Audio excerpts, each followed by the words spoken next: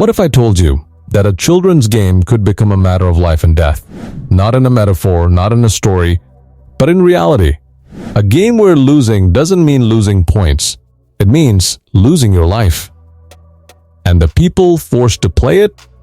Not soldiers, not criminals, not trained fighters. Just ordinary people drowning in debt, broken dreams, and collapsing lives. Welcome to Squid Game, a world where poverty is the real villain and survival comes at a horrifying cost. The world of desperation. The story begins with one simple truth. Everyone here is broken. Meet Seong Gi-hun. A man drowning in gambling addiction, debt, and regret. He can't support his daughter. He can't help his sick mother. And every decision he makes only pulls him deeper into chaos. But Gi-hun is not unique. He is just one face in a crowd of hundreds living the same nightmare.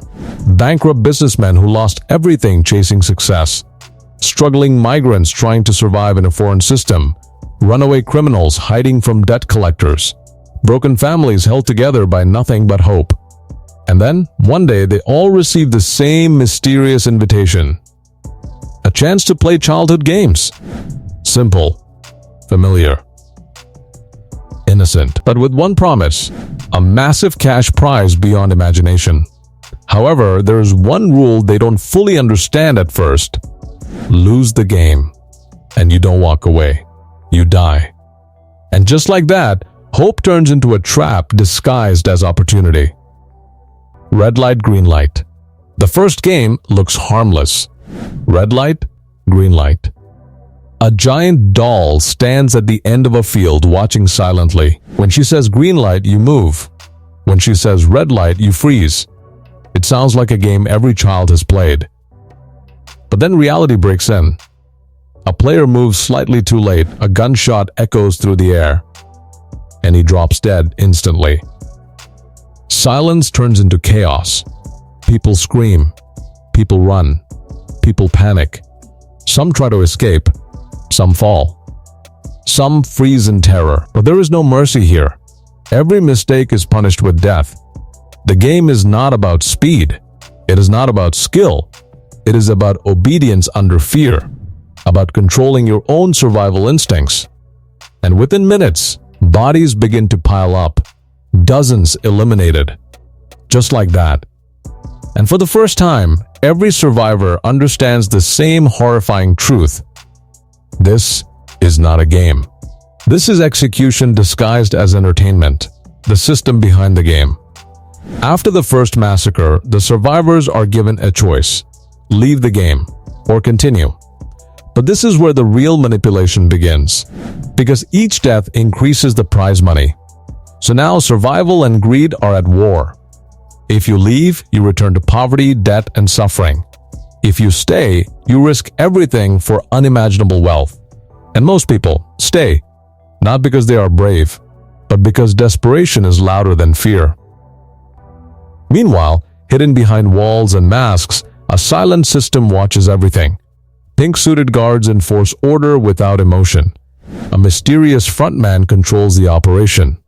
And wealthy VIPs sit in luxury, betting on human lives like entertainment.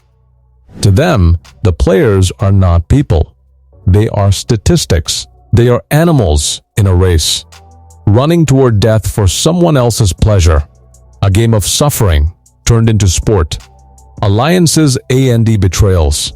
As the games continue, survival becomes impossible alone. Gi-hun forms fragile bonds. A childhood friend hiding financial ruin. A North Korean defector desperate to save her family. A migrant worker cheated out of his wages. An old man whose memory is slowly fading. At first, they survive through kindness. They share food. They share stories. They promise not to abandon each other. For a moment, it feels like humanity still exists inside the nightmare. But the system is designed to destroy exactly that. Because every new game carries the same rule. Only one survives. And that truth slowly poisons every relationship. Trust becomes strategy. Friendship becomes risk. Love becomes weakness. Then comes the marbles game. the most emotional turning point in the entire story. Friends are forced to play against friends. Partners are forced to betray each other. People who promise to survive together are now deciding who dies. Some cheat, some beg, some sacrifice themselves. And in that moment, every illusion of humanity collapses. Because in Squid Game, human connection is the first thing to die.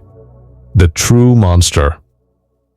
As the games continue, Gi-hun begins to believe the enemy is the system itself, the guards, the frontman, the organization running everything. But the truth is far darker. Because the real monster is not just the system, it is what the system reveals inside people. We see contestants lie without hesitation. We see them manipulate friends. We see them kill to survive, not because they are evil, but because survival strips away everything else. Morality, loyalty, compassion. All of it fades when life becomes a countdown. And then comes the biggest shock. Player 001. The old man Gi-hun befriends. Kind, weak, forgotten. Or so it seems. Because in reality, he is not just another player, he is one of the creators of the entire game. A billionaire who built this system out of boredom, out of emptiness. Because when you have everything in life, nothing feels real anymore. So he created a world where pain creates meaning. A world where suffering becomes entertainment. And Gi-hun was part of his experiment. The final game. Only 3 players remain. Gi-hun, Sang-woo, his childhood friend, and Se-byok, the defect. But Se-byok is already badly injured. And that changes everything. Because in a world like this, even time becomes a weapon. During the night, while fear replaces sleep, Sang-woo makes his decision. He kills Se-byok, not out of hatred, but out of desperation, because even kindness cannot survive here. Now only 2 remain. 2 friends, 2 survivors, 2 enemies. Gi-hun versus Sang-woo. The final game. Squid Game. A childhood memory turned battlefield. They fight brutally, punching, stabbing, falling into mud and rain. Every strike carries years of history, regret, and pain. And when Gi-hun finally wins, he does not kill Sang-woo. Instead, he offers him a choice. Walk away together. End it. But Sang-woo refuses. Because he cannot return to a world he destroyed. And with his final breath, he asks Gi-hun to take care of his mother. Then he ends his own life. And just like that, the game is over. The hollow win, Gi-hun wins. He survives. He receives 45.6 billion won. But victory feels empty. There is no celebration, no happiness, only silence. He returns home, only to discover his mother has died while he was gone. The money he fought for means nothing. The guilt means everything. He lost friends, he lost innocence, he lost family, and survival itself feels like punishment. A year passes. He does nothing with the money. He doesn't live. He exists. Broken, empty, haunted. Because how do you return to normal life after surviving hell? The final truth. Just when Gi-hun believes it is finally over, he learns the final truth. Player 001, the old man, the friend, the victim, was the mastermind behind everything. And the games are still happening, somewhere else, with new players, new victims, new suffering. And Gi-hun realizes something terrifying. The system was never meant to end. It was designed to continue forever. Because as long as poverty exists, there will always be people willing to risk everything. And as long as people are willing to watch, the game will never stop. Squid Game is not just a survival story. It is a reflection of society, of inequality, of desperation, of what humans become when hope disappears. And the darkest truth of all, the real game is not on an island. It is in the real world. Every single day. And most people are already playing it without even knowing. And that is the dark truth behind Squid Game.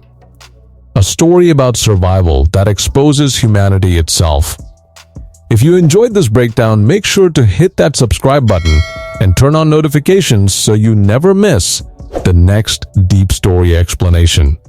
Because here we don't just explain stories, we uncover the truth hidden inside them.